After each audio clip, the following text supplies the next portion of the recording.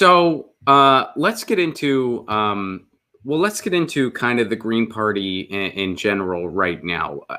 One of the things that I see right now is no matter what happens in 2020, I feel like this is a big moment for the Green Party.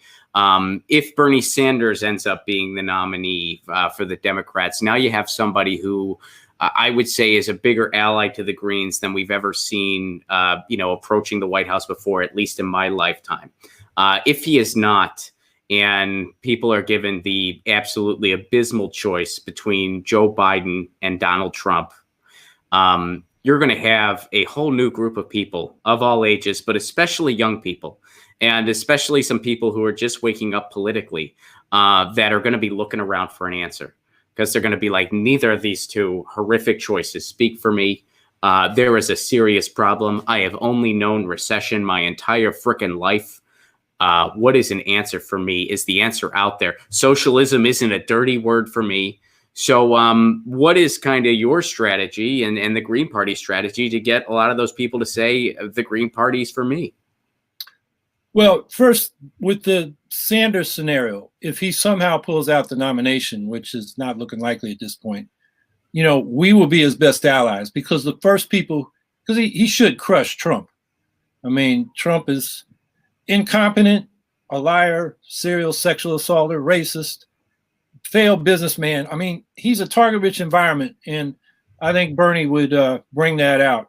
So assuming he's president, the first people he's going to run into before he even gets to the Republicans are Nancy Pelosi and Chuck Schumer, who are center-right corporate neoliberals.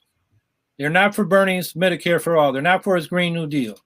So he's going to need allies. And, the Green Party, being on the outside, we put pressure on the Democratic Party because their progressives can be taken for granted inside the Democratic Party if there's not an option for them outside. Say in congressional races. So, Bernie's an ally for us on some of these issues. I think even more so, we would be an ally for the things he wants to get done, like Medicare for all and the Green New Deal. But I think what we're more likely to see is a miserable choice between Joe Biden, a neoliberal hawk, and Donald Trump, a racist incompetent. And I think a lot of people are going to come our way. And so what we need to do in this coronavirus environment where we can't be out on the streets is find a way for them to participate, which is going to be online, on the phones, and getting ready for when we can go back out on the streets.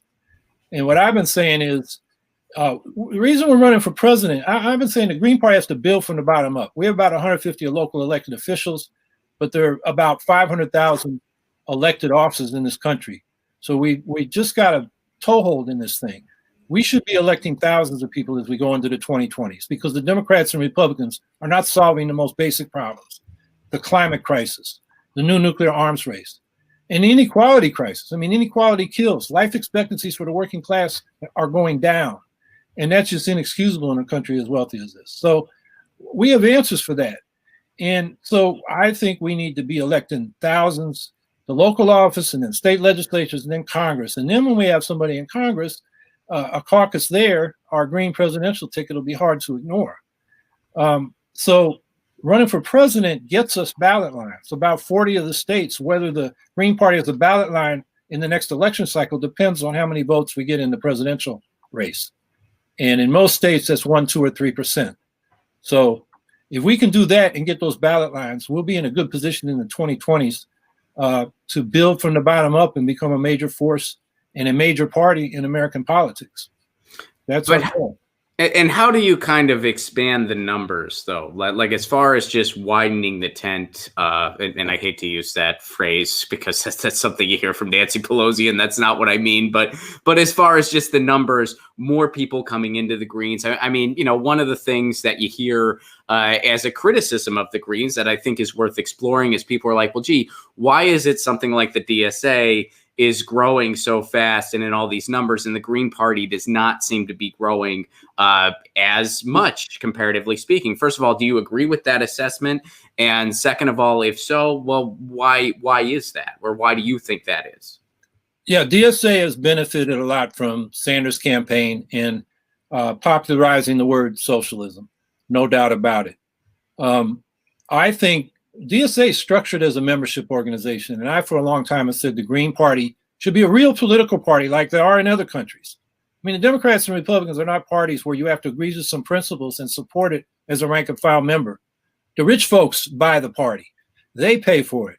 And you are atomized. You don't go to your local Democratic precinct meeting or county committee meeting to talk about how we're going to fight fracking, because the leaders are for fracking, but you just don't do that in those meetings. They don't deal with issues and organizing. We need a party that does. And so we should have a party with local chapters, and it gets represented through the state and national level through proportionally according to the number of members they have. And that's something I've written a lot about a long time, and was working on with Bruce Dixon, the late editor of Black Agenda Report. And unfortunately, he had cancer, and it caught up with him last summer. So I think that's what we need to do, to have a structure to which people can join. Right now, you join a political party by telling the state, I want this ballot, or I'm going to register in this party. And you're not connected to the organization. So it's very easily manipulated from the top down because people are atomized. They don't talk to each other. They get talked at by, these entrepreneurial candidate organizations. It's really like a capitalist market. The candidates go to the fat cats and say, invest in our project. And some of them get invested in, and then they're the ones that are in the primaries seen as serious. And they've been pre-selected by the rich folks.